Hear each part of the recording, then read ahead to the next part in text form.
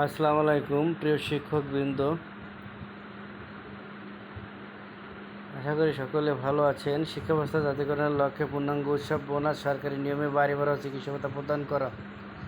বাংলাদেশ জাতীয় মাধ্যমিক সহকারী শিক্ষক সমিতি কেন্দ্রীয় কমিটি যুগান্তরের রিপোর্টটি প্রকাশ করা হয়েছে।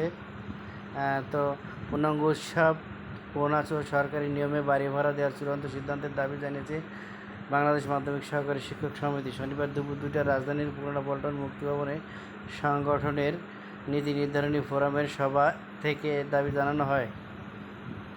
বাংলাদেশ মাধ্যমিক সহকারী শিক্ষক সমিতির সভাপতি জাহাঙ্গীর হোসেনের সভাপতিত্বে ও সাধারণ সম্পাদক মোহাম্মদ নূরে আলম বিপ্লবের সঞ্চালনায় বিভিন্ন বিষয়ে মতামত তুলে ধরেন সংগঠনের সহসভাপতি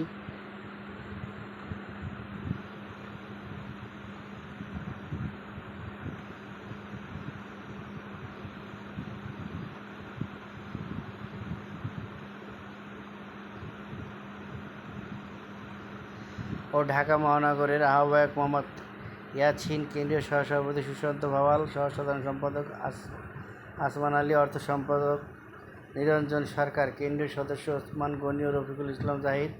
সভায় সংগঠনের সভাপতি জাহাঙ্গীর হোসেন বলেন, এমবিভুক্ত শিক্ষকরা দীর্ঘ বছর ধরে জাতীয়করণ আন্দোলন চালিয়ে আসছেন। জাতীয়করণের ঘোষণা চান, জাতীয়করণের আগ মুহূর্তে কিছু বৈষম্য কমিয়ে আনা যায়। সেজন্য শিক্ষক সমাজ পূর্ণাঙ্গ উৎসব বোনাস, বাড়ি ভাড়া, চিকিৎসা ভাতার দাবি করেছেন। দেশের বাজেটের আকার বড় হয়, কিন্তু শিক্ষকদের আর্থিক উন্নতির জন্য কোনো উদ্যোগ বিগত সরকারগুলো নেয়নি।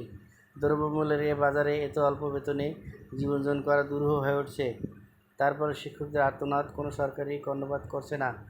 অবিলম্বে শিক্ষকদের দাবিগুলো মেনে নিতে হবে। বিশ্ব শিক্ষক দিবসে এই দাবি মেনে নেওয়া ঘোষণা দিতে হবে অন্তর্বর্তীকালীন সরকারকে। সংগঠনের সাধারণ সম্পাদক মোহাম্মদ নূরে আলম বিপ্লব বলেন, এমপিভুক্ত শিক্ষকদের আর্থিক সংকট মোচনে সরকারগুলোর উদ্যোগ নেই। শিক্ষকদের ওপর বিভিন্ন অসঙ্গতিমূলক সিদ্ধান্ত চাপিয়ে দেওয়া হয়েছে। এনটিআরসি-এ শিক্ষকদের বদলি হতে পারলে ইন্ডেক্টররাও এই অধিকার কেন পাবে না? সহকারী শিক্ষক থেকে প্রধান শিক্ষক হওয়ার নীতি প্রণয়ন করতে হবে, অন্যথায় লাখো লাখো শিক্ষক রাজপথে নেমে পড়বে।